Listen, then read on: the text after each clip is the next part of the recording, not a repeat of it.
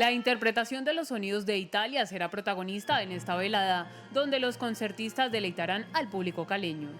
Vamos a presentar el concierto de Saverio Mercadante para clarinete y orquesta, donde yo mismo seré el solista.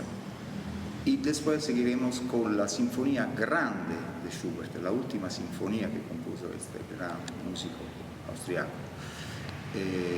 No se lo puede perder porque además voy a tocar el Mercadante, que fue la obra que yo toqué por primera vez cuando visité esta ciudad en el 1994.